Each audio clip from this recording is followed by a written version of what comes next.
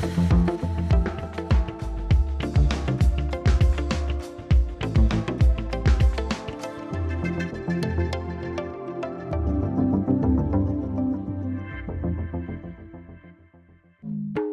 शाह।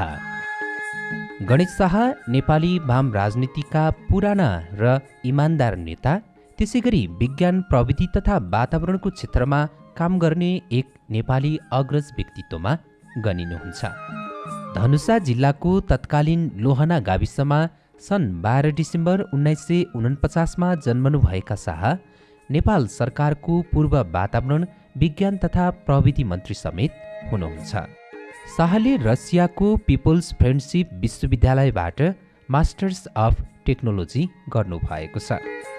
विज्ञान तथा प्रविधि साथै जलवायु परिवर्तन तथा वातावरणका क्षेत्रमा निरन्तर काम गर्दै आउनुभएका शाह युवाहरूसँग समन्वय सहकार्य गरी युवाहरूलाई प्रेरित गर्ने काममा समय निकालिहाल्नुहुन्छ। फुर्सदको समयमा सूचना सङ्कलन गर्ने, प्रकृतिसँग रमाउन चाहने शाह रेडियो, टिभी तथा पत्रपत्रिका समेत नियमित सुन्ने, हेर्ने तथा पढ्ने गर्नुहुन्छ। अन्तर्राष्ट्रिय कानुनमा मास्टर्स गर्नुभएका उहाँका जीवनसङ्गिनी कल्याणी शाह पनि बौद्धिक व्यक्तित्व मध्येका एक हुनुहुन्छ। श्रीमती कल्याणी 2 छोरा, 2 बुहारी अनि 1 नाति र 1 नातिनी परिवारमा रहेका शाह हाल मध्यबानेश्वर काठमाडौँमा बस्दै आउनु भएको छ। जलवायु परिवर्तन, पानी सरसफाई तथा स्वच्छता सम्बन्धी स्मार्ट वास सोलुसनका सद्भावनादूत रहेका Shah Nepal engineering association, Nepal academy of science and technology, नास्टका आजीवन सदस्य तथा सद्भावनादूत, सोभियत मित्रकुञ्जका पूर्व अध्यक्ष तथा सल्लाहकार जस्ता विभिन्न सङ्घ संस्थाहरूमा आबद्ध रहनु भएको छ। शाहले रुस, जापान, अमेरिका, युरोप जस्ता विभिन्न देशहरूको भ्रमण गरिसक्नु भएको छ। लामो समयसम्मको अस्थिर राजनीति अनि राजनैतिक इमान्दारिताको अभावका कारण नेपाल धेरै पछाडि परेको साथै विज्ञान तथा प्रविधिको चेतना अनि ज्ञानको कमी र यस क्षेत्रमा लगानी तथा महत्त्व नदिएका कारण नेपाल पछाडि परेको उहाँको ठम्याइ छ। युवाहरूप्रति विश्वास अनि भरोसा राख्ने शाहले देश विकासका लागि युवाहरू नै अग्रसर हुनुपर्ने र युवाहरूका लागि नै अवसरहरू सिर्जना गर्नुपर्ने कुरामा जोड दिनुहुन्छ। विज्ञान तथा प्रविधि, जलवायु परिवर्तन, वातावरण तथा दिगो विकासका लागि वकालत गर्दै आउनुभएका इन्जिनियर, पूर्व वातावरण, विज्ञान तथा प्रविधि मन्त्री उहाँ गणेश शाहसँग नेपालमा विज्ञान तथा प्रविधिको अवस्था, वातावरणीय तथा राजनैतिक जस्ता विषयवस्तुहरूमा रहेर उहाँसँग गरिएको कुराकानीलाई यहाँ प्रस्तुत गरिएको छ।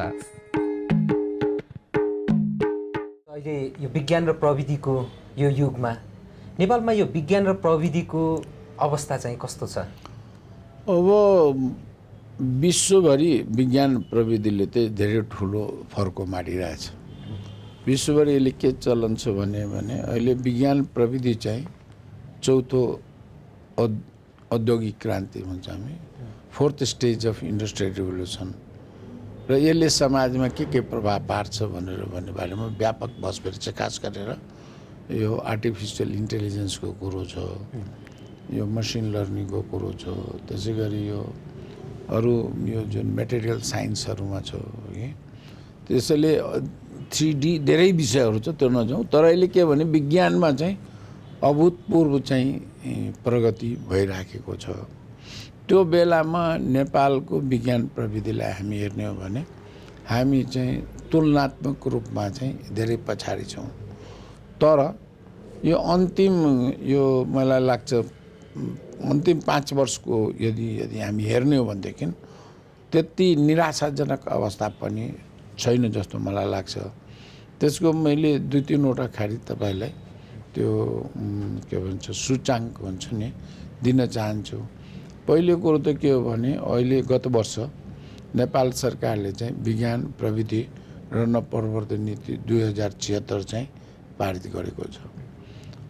यो गत 6 वर्षदेखि नेपाल सरकारले चाहिँ असोज 1लाई राष्ट्रिय विज्ञान दिवस घोषणा गरेर चाहिँ देशव्यापी रूपमा चाहिँ विज्ञानको विकासको लागि चाहिँ जनचेतनाको अभिवृद्धि गर्ने, सरकारले चाहिँ विज्ञान प्रविधिप्रति आफ्नो चाहिँ प्रतिबद्धता व्यक्त गर्ने भएको छ।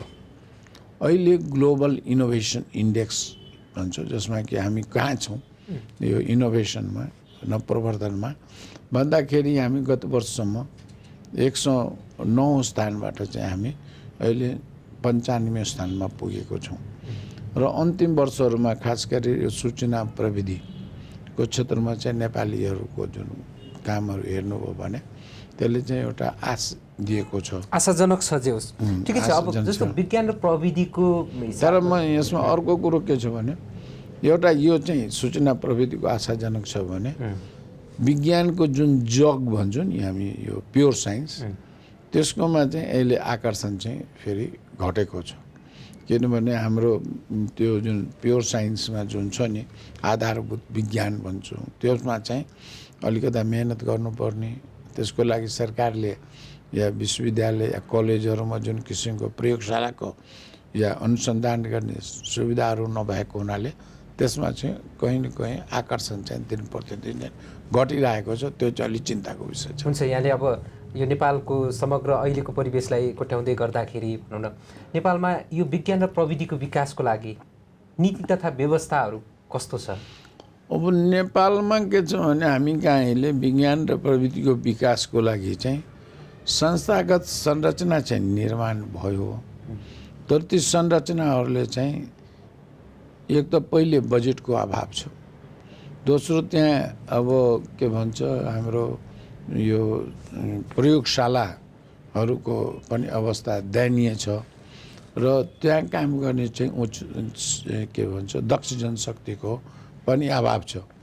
त्यसैले अहिले जुन हामीले कुरो गरिरहेछौँ नि देशभित्र संरचना के छ, पूर्वाधार भन्नुहुन्छ भने अब यो नेपाल विज्ञान प्रविधि प्रतिष्ठान नार्स, त्यसै गरी कृषि क्षेत्रमा गर्नको लागि नार्क छ, स्वास्थ्य क्षेत्रमा काम गर्नको लागि यो एनएचआरसी भन्ने छ, त्यसै गरी वनको गर्ने पनि वनस्पति विभाग र अरू पनि अनुसन्धान क्षेत्रहरू छ। तर अहिले जुन विश्वव्यापी रूपमा बढिराखेको जुन छ नि जस्तो यसले भनौँ न हामी विश्वव्यापी 3टा चिज भन्ने गर्छौँ के मान्छेले। सर्वप्रथम त यसले सबै ठाउँमा चाहिँ यो महामारी भनेको अहिले जनजीवरोमा अब भनौँ न हामी कोभिड भन्छौँ, कसैले कोरोना भन्छ। तपाईँले म तराईको मान्छे गयो भने कोरोना मैया भन्छु कि त्यो भनौँ न त्यो या भैया भन्नेहरू पनि छ कि कोरोना लागिगयो लोग्ने मान्छे यो त कोरोना भैया है भनिदिन्छ होइन। भनेको एउटा कोरोना भनौँ न त्यो भनेको विश्वव्यापी महामारी भनौँ न ग्लोबल हेल्थ क्राइसिस, विश्वव्यापी चाहिँ स्वास्थ्यको सङ्कट उत्पन्न भएछ। त्योसँग जुझ्न र लड्न र त्यसलाई बुझ्नको लागि जुन छ नि जुन किसिमको अनुसन्धानहरू हुनुपर्ने त्यो किसिममा त्यसमा मान्छेहरूको चाहिँ एउटा ग्रुप टिम बनाएर काम गर्नुपर्ने, त्यसको चाहिँ हाम्रा भने खास गरी वैज्ञानिक समुदायहरू जस्तो अहिले पनि नयाँ कोरोना आयो भनौँ न त्यसको टेस्ट गर्नको लागि हामीले चाहिँ हङकङ पठाउनु पर्ने छ भनेपछि नेपालमा एउटा सबै किसिमको यो राष्ट्रिय स्तरको चाहिँ प्रयोगशालाको निर्माण चाहिँ एउटा ठुलो। त्यसैले एउटा चाहिँ यहाँ त मैले भने एउटा चाहिँ हाम्रो यो महामारीको भयो। दोस्रो के चाहिँ विश्वव्यापी यसले चाहिँ योभन्दा पनि ठुलो सङ्कटको विषय भन्छ जलवायु परिवर्तन भन्छौँ हामी। त्यो जलवायु परिवर्तन अहिले जसरी भन्नु तपाईँले वायु प्रदूषणबाट मात्र चाहिँ विश्वव्यापी चाहिँ 70 लाख मान्छे मरिरहेछ। नेपालमा मात्र भन्नुहुन्छ भने वार्षिक 23,000 मान्छे भनिरहेछ अघि भनौँ न हामी सालभरिमा 2,000 मान्छे कोरोना मरेको छैन, वायु प्रदूषणबाट चाहिँ 23,000 मान्छे चाहिँ देशव्यापी मरिरहेछ। त्यसैले दोस्रो के छ भने यो जलवायु परिवर्तनको चाहिँ यो धेरै जीवनको धेरै ठाउँमा यसको प्रभाव छ। हाम्रो जल सम्पदामा चाहिँ यो जैविक विविधतामाथि, जङ्गलमाथि, कृषिमाथि, स्वास्थ्यमाथि यो बारेमा पनि हामीले पर्याप्त चाहिँ अनुसन्धानहरूको अवस्थातिर हामी गइरहेको छैनौँ। यसले विश्वव्यापी के छ भने तपाईँले चाहिँ यो विज्ञान प्रविधि यस्तो क्षेत्रमा छ नि हामीले चाहिँ एउटा के भन्छ डिप्लोमेसी कूटनीतिको धेरै ठुलो आवश्यकता छ अहिले। किनभने अहिलेको कूटनीति भनेको अब हिजोको कूटनीति र अहिलेको कूटनीतिमा चाहिँ आकाश र जमिनको फरक भइसकेको छ। अहिलेको कूटनीति चाहिँमा जलवायु परिवर्तन, कोभिड हो कि अरू विषयहरू छ नि बारेमा। त्यसैले अहिले जुन तपाईँ सोध्दै हुनुहुन्थ्यो नि, संरचनाहरू हामी कहाँ बनी, तर ती संरचनाहरू धेरै कमजोर छन् संस्थागत रूपमा।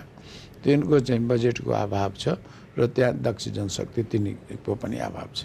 हुन्छ, जस्तो कुनै पनि क्षेत्रको विकासको लागि त्योसँग सम्बन्धित शिक्षाको व्यवस्थाको कुराहरू पनि आउँछ। विज्ञान तथा प्रविधिको क्षेत्रमा हेर्दै गर्दाखेरि नेपालमा शिक्षाको अवस्था कस्तो छ? अब मैले यसमा के छ भने अन्तिम वर्षमा हेर्नुहुन्छ भने नयाँ नयाँ हामी विषयहरूको शिक्षाको चाहिँ सुरु गऱ्यौँ।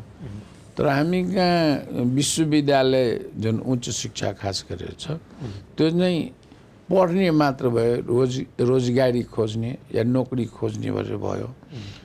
जबकि विश्वविद्यालयहरू चाहिँ अनुसन्धान गर्ने, रिसर्च गर्ने पनि हुनु पर्थ्यो। त्यो अवस्था चाहिँ छैन। त्यसैले हामी कहाँको शिक्षालाई अब के छ भने अबको उच्च शिक्षालाई के भन्छ भने यो वर्ल्ड क्लास नभए भने, किनभने अब चाहिँ यो जुन विषयहरू छ नि त्यो सबै संसारभरि एउटा लेभलमा वर्ल्ड क्लासमा हामी पुग्नु पर्यो भने चाहिँ हामीले राम्रो गर्न सक्छौँ। तर अहिले के छ भने अहिलेसम्म चाहिँ भन्नुहुन्छ भने मैले हेर्नु पर्यो भने शिक्षा, उच्च शिक्षामा खास गरी विज्ञान क्षेत्रको शिक्षामा चाहिँ त्यति दयनीय अवस्था छैन। तर अझ समग्रमा चाहिँ उच्च शिक्षालाई हामी हेऱ्यौँ भने हाम्रो उच्च शिक्षाले चाहिँ सृजनात्मक काम गर्न पनि सिकाएन। त्यसैले हामी यहाँ बेरोजगार भनौँ। र अर्को के छ भने हामीले उच्च शिक्षालाई चाहिँ अति राजनीतिकरण गऱ्यौँ। चाहे त्यो प्राध्यापकहरू, उपकुलपतिको नियुक्ति होस् या विद्यार्थीहरूको युनियनहरू क्या पढाइभन्दा बढी चाहिँ राजनीति गर्न लाग्यौँ। त्यसैले अब के छ भने अबको हामीले चाहिँ यो एउटा उच्च शिक्षाको बारेमा चाहिँ कसरी उच्च शिक्षालाई चाहिँ अब भनौँ न यो जीवन उपयोगी भन्छौँ आजभोलि हामी बनाउनेतिर चाहिँ हाम्रो प्रयासहरू अब लाग्नुपर्छ। हुन्छ, जस्तो अब यो शिक्षाको कुराहरू प्रसङ्ग जोड्नुभयो यहाँहरूले। अब विज्ञान र प्रविधिकै क्षेत्रकै कुरा गर्ने हो भने उच्च शिक्षा हासिल गरेको त्यो क्षेत्रमा दक्ष जनशक्तिहरू, उच्च सिपहरू, उच्च ज्ञान हासिल गरेकाहरू करिब अहिले के छ भने हामी उच्च शिक्षा विज्ञान प्रविधिमा शिक्षा चाहिँ दियौँ, तर त्यो शिक्षाले मुलुकमा रोजगारी भनेको चाहे त्यो विज्ञानमा के हुन्छ एउटा एप्लाइड साइन्स भन्छौँ, एउटा जीवनमा लागु हुने विज्ञान प्रविधि चाहियो, एप्लाइड साइन्स हुनु पर्यो। अर्को के हो भने यसमा चाहिँ क्वालिटी एजुकेसन चाहियो। त्यो चाहिँ दुइटै ल्याकिङ छ जस्तो मलाई लाग्छ। उसले चाहिँ सृजनशील काममा, नवप्रवर्तनको नयाँ काममा चाहिँ लागेन। लाग्नलाई के हो भने हामीले पढ्दाखेरि पनि उहाँहरूलाई त्यो चिज दिएनौँ।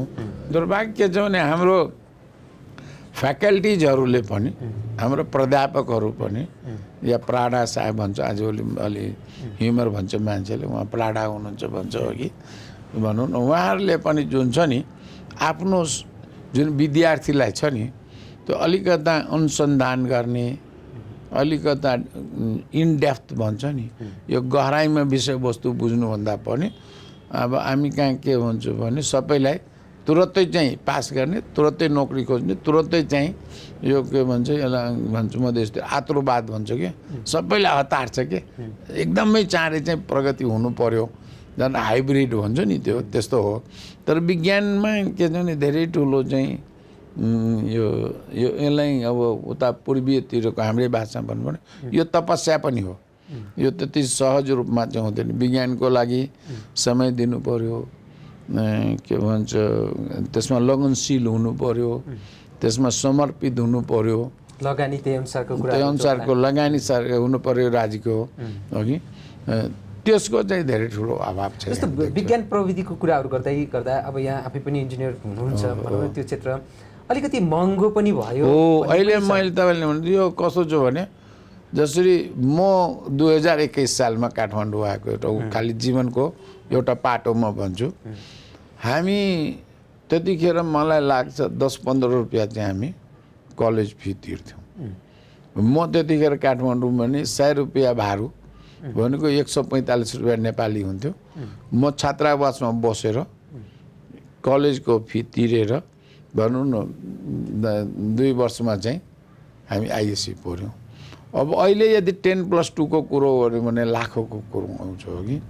त्यसैले अहिले के भने हाम्रो विज्ञानको सबभन्दा अहिले ठुलो समस्या भनेकै चाहिँ यसको चाहिँ पढाइको जुन मूल्य छ नि, कलेजको कस्ट छ नि, खास गरेर निजी क्षेत्रको कलेजको मूल्य चाहिँ त्यो कस्ट जुन छ नि धेरै माथिको। यसलाई मैले अङ्ग्रेजीमा नन अफोर्डेबल, यो चाहिँ हाम्रो सामान्य आम नागरिक नेपालीहरू जुन भन्छु नि त्यसले चाहिँ व्यवहार बन्द गर्ने भन्दा पनि माथिल्लोको हो। त्यसले गर्दाखेरि चाहिँ हाम्रो जुन यो खास गरेर उच्च शिक्षामा भनौँ, जस्तै अझै भन्नुहुन्छ भने अब धेरै ठाउँमा विद्यार्थीहरू भनौँ न एमबिबिएसको त कुरै गर्नु परेन। अब एमबिबिएसको त करोडौँमा खर्च। अस्ति मात्र 2टा विद्यार्थीले भने छात्रवृत्ति पाउँदाखेरि पनि जुन भनौँ न अरूको पैसा नतिर्दाखेरि जाँचमा बस्न जो घटनाहरू आउँछ। त्यसैले विज्ञानको अरू विज्ञानहरूमा पनि जुन छ नि त्यो पढाइ चाहिँ महँगो भयो। तर पनि यसले विद्यार्थीहरू यो एउटा के छ भने विज्ञानको पढाइ भयो भने थोर बहुत चाहिँ आगामी जुन चाहिँ अलि राम्रो हुन्छ भनेर अहिले अभिभावकहरूले सकि नसकी पनि थोर बहुत लगानी गरेर चाहिँ जस्तो यो विज्ञान प्रविधिको यही शिक्षाको कुराहरू गर्दै गर्दाखेरि भनौँ न करिब उच्च शिक्षा हासिल गरेको 1 लाखको सङ्ख्यामा त्यो हाराहारीमा भनौँ न त्यसरी विज्ञान र प्रविधि क्षेत्रको छ। जस्तो त्यो जनशक्तिले नेपालकै लगानीमा र नेपालीहरूले नै गरेको केही उदाहरणीय कामहरू, उपलब्धिमूलक कामहरूलाई उदाहरण लिँदै गर्दाखेरि के कस्तो उपलब्धिहरू भएका छन् उनीहरूबाट? होइन, उपलब्धिहरू अब हेर्नुहोस्, जसरी अब भनौँ न हामी जलस्रोतको कुरो गर्ने हो भनेदेखि अब नेपालीहरूले चाहिँ अब 400-500 मेगावाटहरूको चाहिँ जलस्रोतहरू चाहिँ अब बनाउने क्षमताहरू विकसित भएका छन्। अब स्वास्थ्य क्षेत्रमै भन्नुहुन्छ भने यसले चाहिँ उपलब्धि के छ भने अहिले नेपालीहरूको यो भनौँ न एभरेज यो लाइफ एक्सपेक्टेन्सी भनौँ न हाम्रो आयु बढेको छ। अहिले भनौँ न हामी जस्तै म 72 वर्षको अहिले भयो भने उसले 72 वर्षको मान्छे चाहिँ यति स्वास्थ्य हेर्नु छ भने स्वास्थ्य क्षेत्रमा पनि चाहिँ एउटा चाहिँ यसको उपलब्धिहरू भएको छ। नेपालमा तपाईँले अब धेरै किसिमका जुन भनौँ न प्रधानमन्त्रीज्यूले नि अस्ति नेपालमै आफ्नो किडनी ट्रान्सप्लान्ट गर्नुभयो भनेपछि अरूहरू पनि भनौँ न त्यस्तो चाहिँ अहिले स्वास्थ्य क्षेत्रमा पनि मैले एउटा इन्जिनियरिङको कुरो गरेँ, स्वास्थ्यको कुरो गरेँ र त्यसै गरी भन्नुहुन्छ अरू क्षेत्रमा पनि नेपाली वैज्ञानिकहरूले अलिअलि उपलब्धि गरिरहेछन्। अब गत वर्ष नै भन्ने हुन्छ भने हामी नेपालले चाहिँ नेपालीले नै 2 जना गरेर जापानमा गएर चाहिँ हामी नेपालको नानोसाइट चाहिँ हामी अन्तरिक्षमा पठायौँ। त्यसैले के भने धेरै अप्ठ्यारा र अभावको बिचमा पनि नेपालमा विज्ञान गर्ने मान्छेहरू चाहिँ मैले क्राउलिङ भन्छ त्यो अलि बिस्तारै अगाडि बढ्ने प्रयासहरू गरिरहेछन्। किनभने विज्ञानको अब अहिले मैले भनिहालेँ जसरी यो खास गरेर विज्ञान र प्रविधिमा पनि सूचना प्रविधिमा नेपालले बिस्तारै चाहिँ अलिअलि फरक मारेको पनि देखिन्छ। जस्तो हामी यो एकदमै बामे सरेको अवस्थामा छौँ भनौँ न, बिस्तारै गरिराखेका छौँ। तर हाम्रै छिमेकी मुलुकहरू चीनकै कुरा गरौँ, भारतकै कुरा गरौँ, विश्वकै शक्तिशाली विज्ञान तथा प्रविधिको क्षेत्रमा उहाँहरूले आफूलाई स्थापित गर्नुभयो, आर्थिक रूपमा पनि र विज्ञान प्रविधिको क्षेत्रमा पनि। भर्खरै मात्र धेरै अन्तरिक्षमा चन्द्रमाबाट ल्याएको कुराहरू, अन्तरिक्ष यानबाट माटो ढुङ्गाहरू ल्याएको कुराहरू त अस्ति भर्खरकै कुरा हो। यति तीव्र गतिले बढेको छ हाम्रै छिमेकी मुलुकहरू, तर नेपालमा चाहिँ त्यो अवस्था अहिले हामी जुन अवस्थामा गुज्रिराखेका छौँ, यहाँ त अब वातावरण विज्ञान तथा प्रविधि मन्त्री पनि हुनु भइसकेको छ, त्यो नीति निर्माण गराउने तहदेखि कार्यान्वयन गराउनेमा पनि पुगिसक्नु भएको छ र त्यो क्षेत्रको तपाईँ विज्ञ पनि हुनुहुन्छ। के कुराले गर्दाखेरि अहिलेको यो अवस्थामा हामी रहिराख्नु परेको छ? यसको पहिलो अवस्था कारण के हो भने हामी लामो समयसम्म राजनीतिक सङ्क्रमणबाट गुज्रिरहेका थियौँ र नेपालको हाम्रो जुन मूल राजनीतिक जुन पार्टिजहरूमा छ नि अझै पनि तपाईँले विज्ञान विभाग अहिले पनि भन्नु प्रधानमन्त्रीज्यूले भाषण गर्नुपर्ने विज्ञान प्रविधिको कुरो गर्नुहुन्छ, तर अहिले हाम्रो प्रधानमन्त्रीज्यूको चाहिँ वैज्ञानिक सल्लाहकार उहाँले नियुक्ति गर्नुभएको छैन। भनेको पहिलो कुरो के हो भने राज्यको तर्फबाट विज्ञान प्रविधि क्षेत्रलाई चाहिँ हामी चाहिँ जुन जुन जुन किसिमको महत्त्व दिनु पर्थ्यो उपेक्षा भइराखेको त्यो छ। उपेक्षा भइरहेको छ। अहिले जस्तो विज्ञान तथा प्रविधि मन्त्रालयलाई हेर्ने हो भने पनि अब अहिले त राजनीतिक भागबण्डाकै कुरामा त्यो अलिकति पछि होइन, त्यो त छँदैछ र त्यो महत्त्व नदिने भन्ने पार्टी एउटा राज्यले महत्त्व नदिने भयो। दोस्रो के छ भने हाम्रो विज्ञान प्रविधिमा अनुसन्धान चाहिँ धेरै प्रमुख कुरो हो र त्यो गर्ने ठाउँ चाहिँ विश्वविद्यालय हो र यो अन्तिम 10-12 वर्षमा भन्नुहुन्छ भने हाम्रो विश्वविद्यालयहरूको जुन छ नि शैक्षिक गुणस्तरमा चाहिँ धेरै ह्रास आएको छ र त्यसले गर्दाखेरि चाहिँ हाम्रो यो जुन छ नि त्यो के हुन्छ भने तपाईँले कुन क्वालिटीको ह्युमन रिसोर्सेस युनिभर्सिटीबाट निकाल्नुहुन्छ त्यसमा भर पर्छ आगामी दिनको विज्ञान र प्रविधिको विकासमा। यो दोस्रो कुरो भने। तेस्रो के हो भने भएको संरचनाहरू जुन मैले अघि पनि भनेको थिएँ, नार्क भयो, नास्ट भयो, एनएचआरसी हो, यिनीहरूमा पनि छ नि जुन किसिमको अनुसन्धानात्मक मूलक कामहरू अगाडि बढाउनु पर्थ्यो त्यो बढाउन सकिरहेको छैन। जस्तो कति भनौँ न जति उत्पादन भए नेपालीहरू पनि कति वैज्ञानिकहरू हुनुहुन्छ विज्ञान तथा प्रविधिको क्षेत्रमा दक्ष जनशक्ति पनि छ, उनीहरू चाहिँ विदेश पलायन हुने अवस्थाहरू पनि छ भने कति विदेशमै हुनुहुन्छ, उहाँहरूलाई फेरि नेपालमा ल्याउन नसकेको अवस्था पनि छ। यो के छ भने हेर्नुहोस्, हामीले एक त एउटा समय यस्तो थियो कि संसारमा जस्तो मैले भने यदि 15 वर्ष अगाडि कुरो गर्ने हो भने पहिले चाहिँ हामी कहाँ चाहिँ क्वालिटी जुन प्राध्यापकहरूले चाहे भनौँ सरहरूले चाहिँ र पढ्नेले पनि अलि त्यतिखेर चाहिँ मैले भने पढाइको मूल्य पनि कम थियो र त्यो बेला पढेका राम्रा राम्रा मान्छेहरू चाहिँ भन्नुहुन्छ भने त्यसको धेरै सङ्ख्या चाहिँ विदेशमा पलायन भयो र करिब 90% जति त उतै बस्न थाले। यो अन्तिम केही वर्षदेखि नेपालमा चाहिँ हामीले चाहिँ विज्ञान प्रविधिको क्षेत्रको मान्छेलाई जसरी पहिले के भन्यो ब्रेन ड्रेन भयो, त्यसपछि ब्रेन गेनको कुरो गर्यो, अहिले ब्रेन सर्कुलेसनको कुरो गरिरहेछ। एक त कहाँ हामीले चाहिँ फर्क नेपाली वैज्ञानिकको नारा दियो, जम्मा 2 जना आयो, त्यो पनि उहाँहरूले टिक्न सक्नु भएन। अब अहिले के छ भने हामी बाहिरै भए पनि नेपाली वैज्ञानिक र नेपालमा मिलेर चाहिँ सहकार्य गर्ने पनि छ। परराष्ट्र मन्त्रालयले एउटा रोस्टर बनाउन लागेको छ। तर अब अहिले जुन किसिमले फेरि मुलुकमा जुन राजनीतिक अस्थिरता भन्नुहोस्, अब अहिले त वैज्ञानिकले के काम गर्नु, सबैजनाले चाहिँ अब संविधानकै बारे पुनर्स्थापनामै हामी अल्झिरहेछौँ। त्यो बेलामा सबभन्दा एउटा प्रमुख कारण त के हो भने राजनीतिक अस्थिरता र राजनीतिज्ञबाट या भनौँ सरकारबाट, मैले सरकार र पार्टी दुइटै भन्छु किनभने कुनै सरकारको अर्को पार्टी आए पनि यो क्षेत्रमा चाहिँ हामीले चाहिँ ध्यान नपुर्याएको हुन्छु। मैले के भने या त्योप्रति प्रतिबद्ध नभएको हो। किनभने कहिलेकाहीँ प्रधानमन्त्री या मन्त्री हुँदाखेरि चाहिँ हामी भाषणमा चाहिँ भनिदिन्छौँ, तर त्यो प्रतिबद्धता चाहिँ जीवनमा लागु हुँदैन।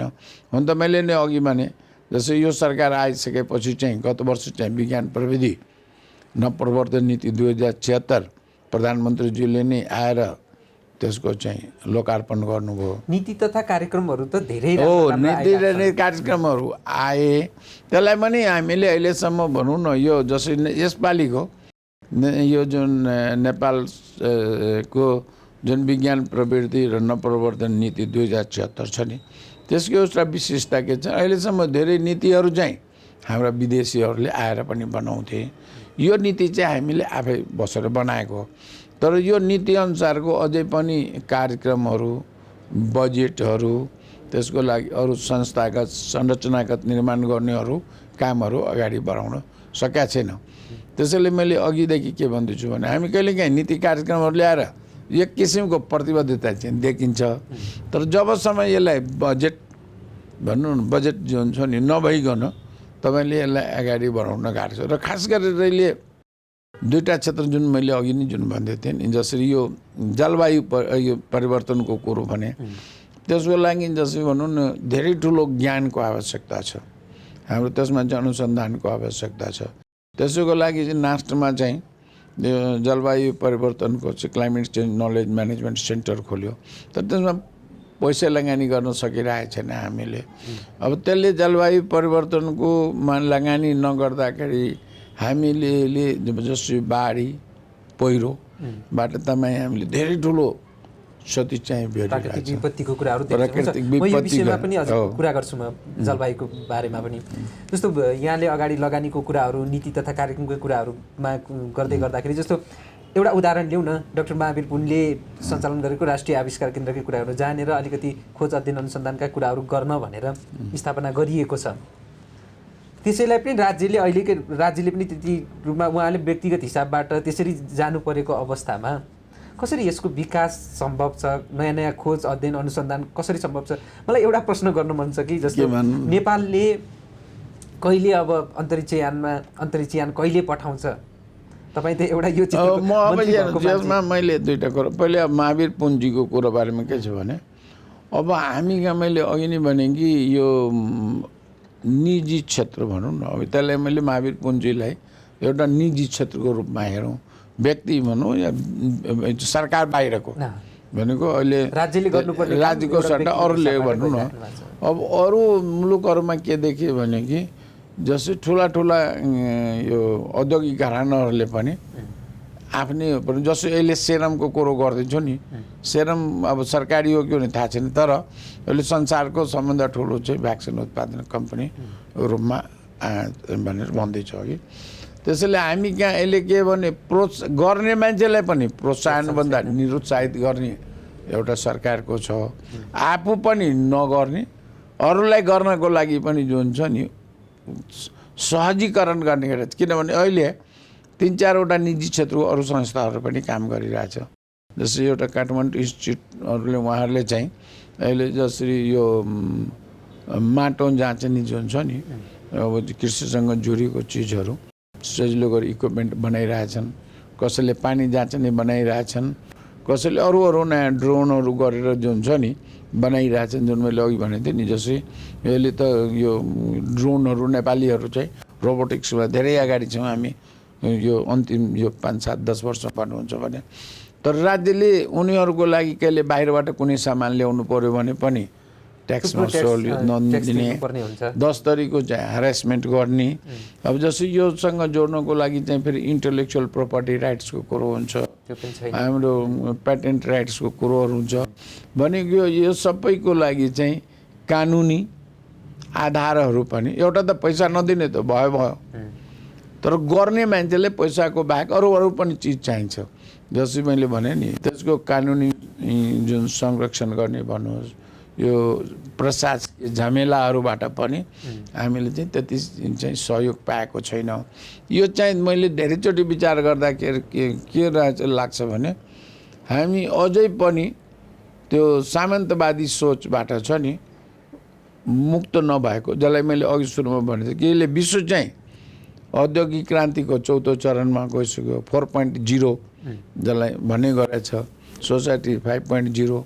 कहिलेकाहीँ युरोपमा अरू ठाउँमा फेसलेस र क्यासलेसको कुरो हुन्छ कि हामी कहाँ अझै पनि हाम्रो सामान्य जुन प्राविधिक चिजको प्रयोग गर्ने या औद्योगिकरण नभएको हुनाले चाहिँ हाम्रो यो सबै औद्योगिकरणको सट्टा चाहिँ बजार गर्ने, व्यापार गर्ने अहिलेको जुन यो युवा युवतीहरू जुन छ नि, अब चाहिँ देशभित्र केही गर्नुपर्छ भनेको एउटा सानै जमातहरू पनि अगाडि आइरहेछ र त्यो चाहिँ धेरै चाहिँ मलाई लाग्छ एउटा सानै कहिलेकाहीँ हुन्छ नि त्यो सन्देशलाई हामीले तिनको उपलब्धिहरूलाई चाहिँ आम जनताको बिचमा पुर्यायो भने उनलाई पनि हौसला हुन्छ। त्यसैले तपाईँले सोधेको जुन महावीर पुन्जीको कुरोलाई के छ भने त्यसको लागि हामी के भन्ने मेरो भनाइ छ भने यस्तो व्यक्तिले होस् या साना इन्स्टिट्युसन, यो व्यक्तिहरू संस्थाहरू सरकार बाहेककाले हो भने सरकारले यसमा चाहिँ या भनौँ निजी क्षेत्रको उद्योगीहरूले हो भने यस्तो क्षेत्रहरूमा चाहिँ सरकारले सहयोग पनि गर्नु पर्यो, सहुलियत पनि गरिदिनु पर्यो र उहाँहरूलाई जुन भन्छ नि मैले प्रशासकीय र कानुनी झमेलाहरू जुन छ नि त्यसमा चाहिँ पनि सहजीकरण गरिदिनु पर्यो, प्रोत्साहनका कुराहरू गरिदिनु पर्यो। जस्तो अब विज्ञान र प्रविधिको कुरा र यो सँगसँगै अब विकासको समृद्ध नेपालको सपना देखेर हामी अगाडि बढिराखेका छौँ। यसको कुरा गर्दै गर्दाखेरि विकास सँगसँगै त्यो वातावरणसँगको कुरा पनि जोडिएर आउँछ, वातावरण दिगो विकासको कुराहरू र वातावरण संरक्षणको कुराहरू पनि आउँछ। अब वातावरण सम्बन्धी थुप्रै अन्तर्राष्ट्रिय सन्धि सम्झौताहरू पनि नेपालले गरेको छ, त्यसको साझेदारी बनेको छ, राष्ट्रको रूपमा बनिराखेको छ। त्यसको अवस्थालाई हेर्दै गर्दाखेरि कस्तो पाउनु भएको छ यहाँले? अब हेर्नुहोस्, हाम्रो त वातावरणको अवस्था भन्नुहुन्छ भने यति कलाही लाग्दो छ कि तपाईँ हामीले कल्पना, मैले चाहिँ कहिलेकाहीँ त्यो हेर्दाखेरि मलाई धेरै पीडाबोध हुन्छ। म सुरु गर्छु सामान्य हाम्रो सहरको, भनौँ यो खालि काठमाडौँ मात्र, अरू सहरमा पनि जानुभयो भने हामी चाहिँ यो अहिले तपाईँले हेर्नुभयो होला, सायद कुनै टिभीले गरिरहेछ क्यान्सर रोगको। म गत वर्ष दिल्लीमा चाहिँ राजीव गान्धी हस्पिटल गएको थिएँ। त्यहाँ नेपालीहरू क्यान्सर रोग पीडित तपाईँले धेरै सङ्ख्यामा भेटाउनुहुन्छ। त्यसको कारण के रहेछ भने हामीले कहिले प्लास्टिक फाल्ने, कहिले विद्युतीय फोहोर फाल्ने, कहिले हस्पिटलको फोहोर जताभावी फाल्ने। त्यसैले हामी सामान्य रूपमा वातावरण संरक्षणको लागि चाहिँ यो जुन छ नि यो फोहोर मेलाको व्यवस्थापन पनि गर्न नसक्यो र त्यसको स्वास्थ्यमा प्रभाव परेको। दोस्रो भन्नुहुन्छ भने अरू त्यसले गर्दाखेरि हामीले चाहिँ मैले अघि नै भने वायु प्रदूषण, तपाईँहरूले थाहा भएको होला कि केही दिन अगाडि चाहिँ एउटा समाचार आएको छ एकदमै कि काठमाडौँ चाहिँ संसारको सबभन्दा सही वायु प्रदूषण सहर हो भनेपछि त्यो समाचारले त त्यो बेलाको वायु प्रदूषणले कसको स्वास्थ्यमा कति असर पर्यो भन्ने बारेमा हामी कुनै लेखाजोखा गर्यौँ। त्यसैले पहिले त के हो भने वायु भने यस्तो चिज हो कि जसले सबैले, धनी गरिब सबैले यो के तरिको हुन्छ कि।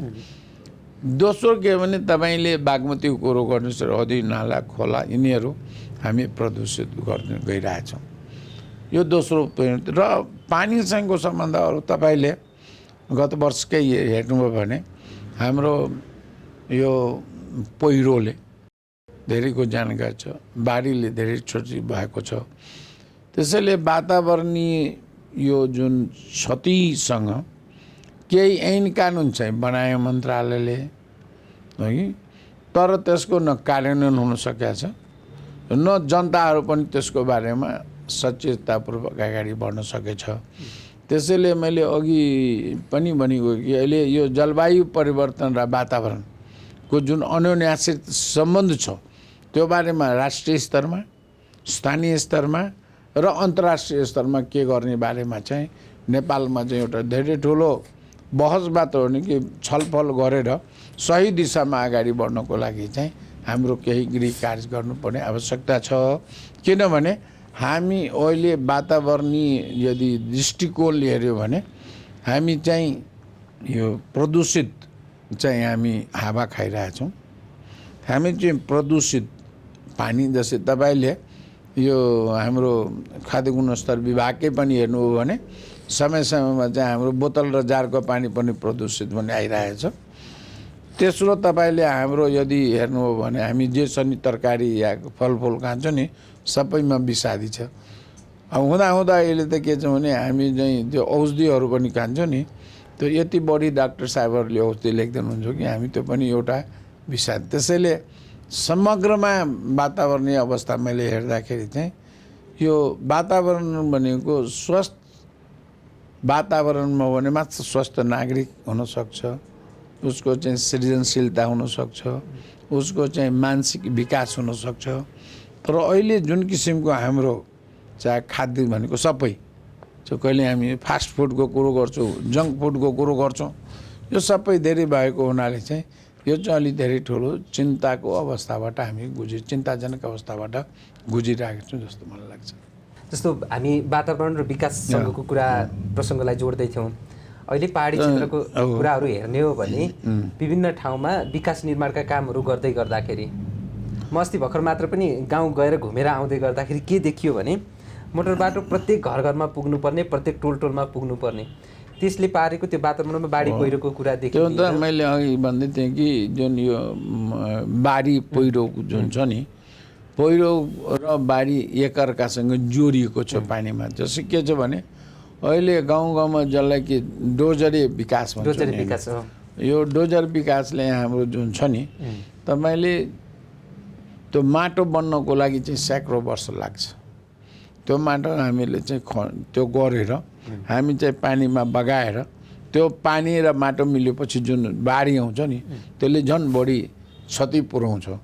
तर त्यतातिर हाम्रो जुन छ नि त्यो वातावरण मैत्री विकास गर्ने चाहिँ हाम्रो अवधारणाहरू दिगो विकासको कुरा पनि रहेन। मैले यो दिगो प्रसङ्ग मात्र होइन कि दिगो र यो दुइटै यो वातावरण मैत्रीलाई जोडेर हामी जुन छ नि जसरी हामीले जस्तै तपाईँले अहिले के भयो भने हाम्रो यो अहिलेको जुन डोजर विकासले त के गर्यो कहीँ हाम्रो पानीको मूल सुकाइदिएको छ। मैले ठ्याक्कै यही कुरामा प्रसङ्ग किन जोड्न खोजिरहेको थिएँ भने त्यसले गर्दाखेरि त्यहाँ बाढी पहिरो जाने बाटो त एकातिर रह्यो, त्यसपछि ती गाउँठाउँमा खानेपानीको मुहानहरू सुकेको अवस्थाहरू छ। यहाँले त अब खानेपानीको क्षेत्रमा पनि लामो काम गरिराख्नु भएको छ, त्यो अवस्थाहरू सिर्जना भएको छ। अब यसको रोकथाम गर्नलाई खेरि त्यो खालको जनचेतना नभएको हो कि राज्यले त्यो खालको यसमा तीनटा कुरो जस्तो मलाई लाग्छ। पहिलो कुरो हामीले यो नेपाली जनताले खास गरेर पहाडतिरको जुन छ नि लामो समय यो पिठ्ठुमा भारी बोकेको छ नि र उसलाई चाहिँ यसले सजिलो गरी चाहिँ ढोकामा छ नि छोराले मोटरसाइकलमा आओस् या गाउँमा गाडी आओस्। तपाईँले कुनै गाउँको पहाडीमा गाडी पुग्यो भने त्यो ड्राइभरलाई हेर्नु न कत्रो माला साला खाजा बाजा साजा बगाले गर्छ। त्यो एउटा हाम्रो त्यो तर त्यो बनाउँदाखेरि पनि वातावरण मैत्री र कम क्षति हुने गर्ने चाहिँ हामी गर्न सक्छौँ भने त्यसको प्रविधिहरू छ त्यसलाई कि बायो इन्जिनियरिङ हामी भन्ने गरेको छ। तर त्यतातिर चाहिँ ध्यान कसैको गएको छैन किनभने हामी चाहिँ यो विकासभन्दा पनि विनाशको बाटोतिर बढी गयो जस्तो लाग्छ। एउटा त त्यो कुरो भयो।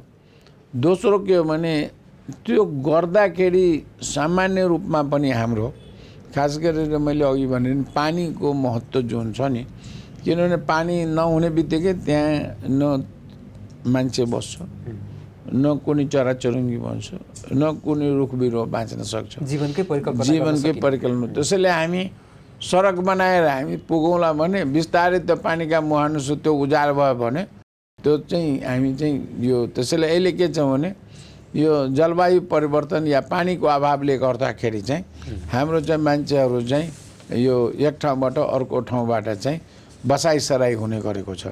त्यसैले यो हामी यो पानीको दृष्टिकोणले किनभने हामी अब जुन पनि विकास निर्माणको कुरो गर्दाखेरि चाहिँ यसको प्रभाव पानीमा हिजो पछाडि अस्ति तपाईँले हेरेको कमल पोखरी अरू कुरो त छोडिदिनु पहाडको कमल पोखरीमा जुन हामीले सांस्कृतिक रूपको जुन सम्पदा छ त्यसैले यसले वाटर हेरिटेज हाम्रो जल सम्पदाहरू जलको जीव जन्तु प्राणीहरूसँग जोडिएको छ।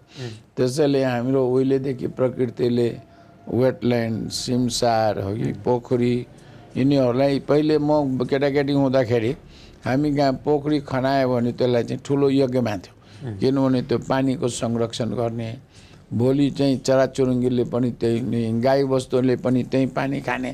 त्यसैले हामी जुन अन्तिम समयको विकास जुन छ नि विकास भनेको यो कङ्क्रिट बालु र सिमेन्टसँग मात्र जोडिएको हेर्ने जुन छ नि त्यसलाई चाहिँ हामीले चाहिँ हाम्रो सबभन्दा बढी चाहिँ यो माइन्डसेटमै चेन्ज चाहियो कि अब चाहिँ वातावरण मैत्री विकास गर्नेतिरको चाहिँ अलिकता पढाइमा पनि जोड दिनु पर्यो, हाम्रो डिजाइनमा जोड दिनु पर्यो, हाम्रो बनाउने मान्छेले त्यतातिर चाहिँ सिप विकास गर्नु पर्यो।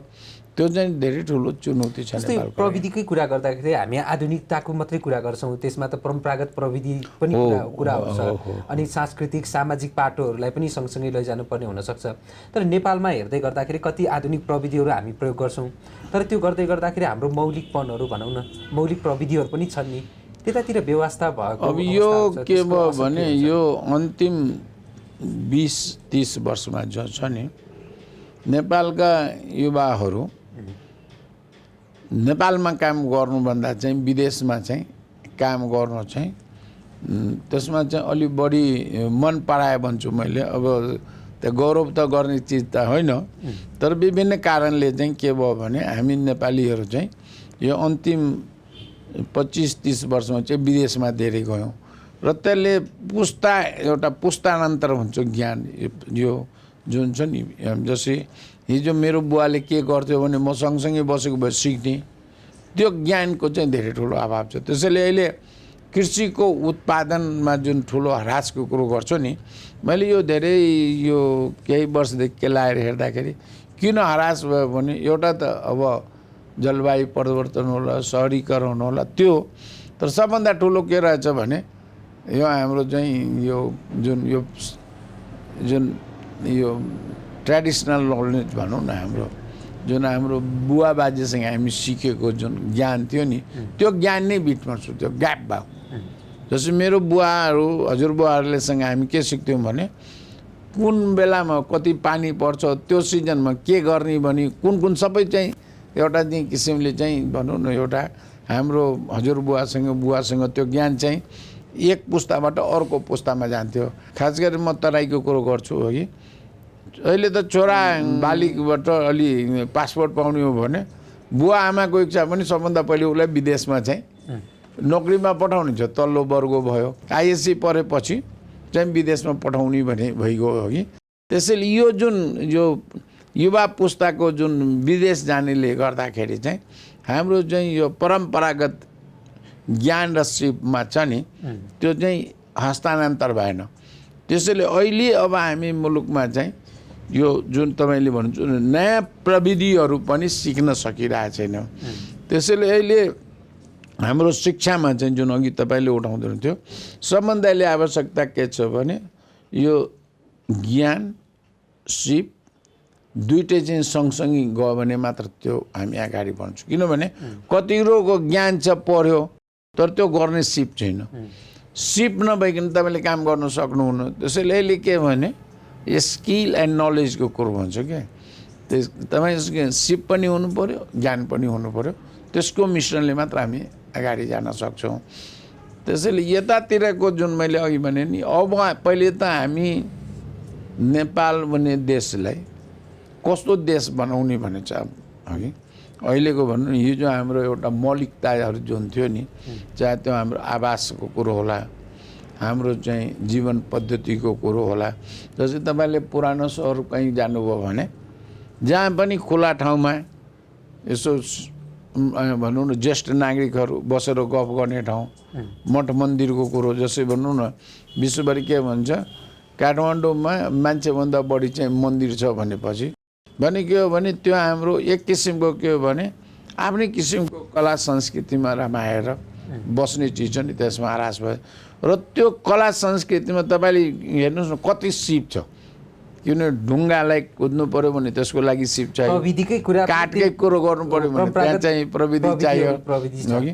त्यो चाहिँ हामीसँग थियो, त्यो चाहिँ बिचमा हरायो। जसरी हामीले अहिले साइन्समा नानो टेक्नोलोजीको कुरो गर्छौँ, हाम्रो उहिले चाहिँ भन्नुहुन्छ थान्का बुन्दाखेरि ती प्रविधिहरू ज्ञानहरू चाहिँ उपयोग भएको छन्। त्यसैले अहिले चाहिँ नेपालले चाहिँ यो परम्परागत ज्ञान र प्रविधि विकासको लागि चाहिँ पनि काम गर्नुपर्ने, अगाडि बढाउनु पर्ने अहिलेको आवश्यकता देखिन्छ। हुन्छ, जस्तो अगाडि हामीले जलवायु परिवर्तनका कुराहरू पनि गऱ्यौँ, वातावरण प्रदूषणको कुराहरू पनि गऱ्यौँ। 2020लाई हेर्ने हो भने अहिले विश्वको सबैभन्दा धेरै तापक्रम भएको हो। अब ज्ञान के छ भने अब हामी यहाँ चाहिँ अरू ठाउँमा यदि 1.5 बढ्यो भने हामी यहाँ 2 पोइन्ट कति बढ्छ पहाडमा। त्यसैले त्यसपछि हाम्रो अब हिमालमा चाहिँ हाम्रो पानीहरू बगेर जान्छ, आइस मेल्ट हुन्छ। अब यो सबै जलवायु परिवर्तनको त जसरी मैले होइन कि संसारभरि के छ भने नेपाल चाहिँ सबभन्दा बढी जोखिम र खतरापूर्ण अवस्थामा भएको जलवायु परिवर्तनको दृष्टिकोणले नेपाल चाहिँ धेरै जोखिम मुक्त मुलुक हो। यसका कारणहरूमा भनौँ न प्राकृतिक होइन, त्यसको कारण त सबभन्दा के हो भने यसको भौगोलिक बनौट हो। एक भौगोलिक बनौट त छँदैछ, त्यो त प्रकृति भयो। दोस्रो के भयो भने हाम्रो जुन किसिमको यो विकास निर्माणको कार्यक्रमहरू भयो नि, त्यो पनि वातावरण मैत्री हुन सकेन। र तेस्रो के छ भनेदेखि हामी चाहिँ यो परम्परागत ज्ञान छ नि र सिपलाई पनि उपयोग गर्नु छ नि। खास गरेर यो दुईवटा क्षेत्र जुन छ नि, यो पानी र जङ्गल भनौँ न, यो हो कि हामीले कहिलेकाहीँ हाम्रो सामुदायिक वनको उदाहरण चाहिँ विश्वव्यापी राम्रले गरेर दिइरहेछ।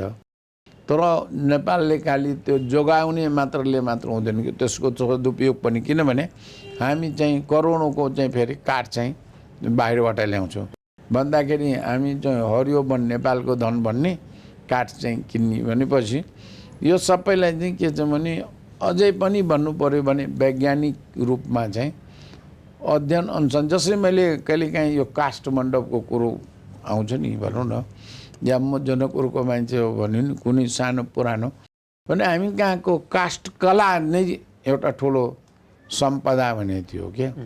तर तैँले काष्ठमा काम गर्ने कुन काष्ठ कसरी आउँछ, जसरी मलाई केटाकेटी हुँदाखेरि त्यो अग्रा काठको भन्थ्यो क्या, 100 वर्ष खरा 100 वर्ष पढा 100 वर्ष कुनै के भन्थ्यो भनेपछि त्यो काठ भने जुन छ नि 100 वर्षसम्म टिक्छ भने थियो।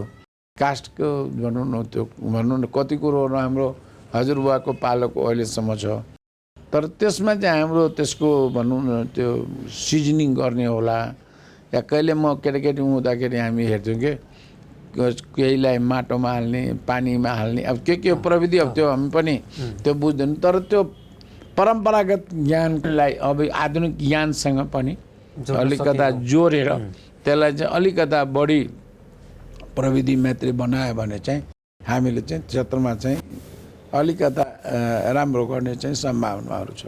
जस्तो यहाँसँग हामी यो जति पनि प्रविधिका कुराहरू गऱ्यौँ, नेपालको अवस्थाको कुराहरू गऱ्यौँ, वातावरण प्रदूषणका कुराहरू गऱ्यौँ, आखिरमा यिनीहरूलाई अलिकति माथि नीतिगत हिसाबबाट र व्यवस्थापन गर्ने पाटोहरू त निर्णायक तह भनेको राजनीति नै रहेछ। यहाँ एकजना सफल राजनीतिज्ञ पनि हुनुहुन्छ, इमान्दार राजनीतिज्ञ पनि हुनुहुन्छ, लामो समयदेखि यो क्षेत्रमा लागिराख्नु भएको छ र मन्त्री जस्तो ठाउँमा पनि पुगिसक्नु भएको व्यक्तित्व हुनुहुन्छ। अहिले अगाडि पनि प्रसङ्ग जोड्नु भएको थियो यहाँले, राजनीतिक अस्थिरताका कारणले गरेर हाम्रो देश समृद्ध हुन सकेन, विकास गर्न सकेन भन्यो। हामीले जहिले पनि राजनीतिक अस्थिर हुँदै गर्दाखेरि राजनीतिक अस्थिर भयो भनेर हामी पन्छिनलाई चाहिँ एउटा बहाना जस्तो भनौँ न त्यो खालको भन्ने बाटोहरू छ। अब एकजना राजनीतिकर्मीको हिसाबबाट र एकजना विज्ञान तथा प्रविधिको विज्ञ भएको हिसाबबाट पनि विश्व जगतलाई हेर्दै गर्दाखेरि अहिले जुन गतिबाट उनीहरू विकासमा अगाडि बढिराखेको छ, अब नेपाल उनीहरूसँग सँगसँगै यात्रा गर्नलाई अब के गर्नुपर्छ राजनीतिक क्षेत्रमा र यो विज्ञान तथा प्रविधि? सर्वप्रथम त के हो भने राजनीतिक क्षेत्रमा अब चाहिँ नैतिकमान राजनीतिको ठुलो आवश्यकता छ। नैतिकमान राजनीतिक बनाउनमा समाजको पनि जिम्मेवारी छ। त्यसैले राजनीतिक क्षेत्रको हामी जुन पद्धति प्रणाली अपनायो भने हामीले चाहिँ एउटा नैतिकमान र दूरदर्शी राजनीतिक नेतृत्वको खाँचो छ मुलुकलाई।